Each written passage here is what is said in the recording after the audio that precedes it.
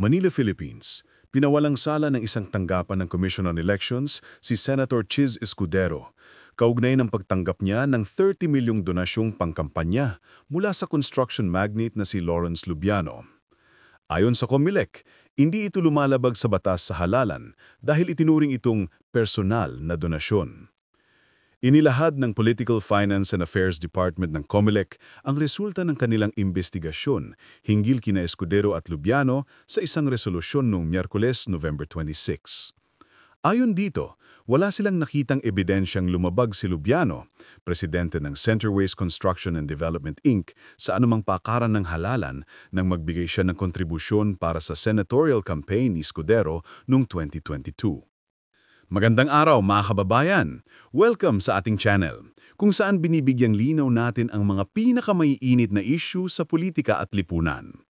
Ngayon, tututukan natin ang desisyon ng COMELEC na ni-clear kay Senador Chiz Escudero sa 30 milyong donasyon mula sa isang kontraktor. Kontrobersyal ba ang desisyon? At anong ibig sabihin nito para sa integridad ng ating halalan? Alamin natin. Isang kontrobersyal na desisyon mula sa Commission on Elections ang muling gumising sa usapin ng integridad ng ating halalan. Paano nga ba nakalusot si Senator Chiz Escudero sa 30 milyong donasyon mula sa isang kontraktor na may bilyong-bilyong proyekto sa gobyerno? Alamin natin. Manila. Nilinis ng COMELEC si Senador Chiz Escudero sa aligasyon ng paglabag sa Omnibus Election Code matapos tanggapin ng 30 milyong donasyon mula kay Lawrence Lubiano, presidente ng Centerways Construction.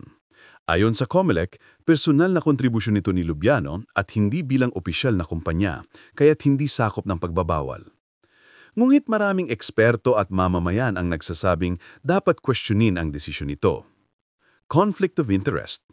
Habang tumatakbo ang kampanya ni Escudero, aktibo ang mga kontrata ng Centerways sa flood control projects na nagkakahalaga ng higit 5 bilyong pisos.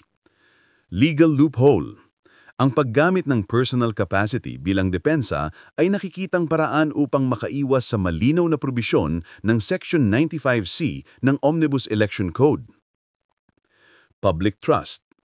Ang ganitong desisyon na ay nagdudulot ng pangamba na baka mas lalong lumalim ang kultura ng palusot sa halalan.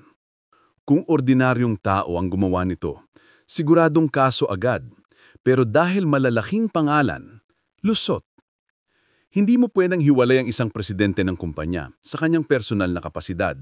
Laging may impluwensya yan. 30 milyon? Hindi ba't halatang may kapalit ang ganitong halaga?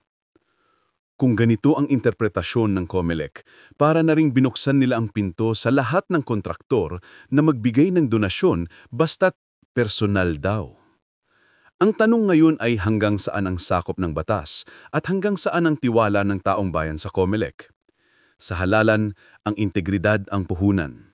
Kung ito'y mababahiran ng interes, paano ba natin masasabing patas ang laban?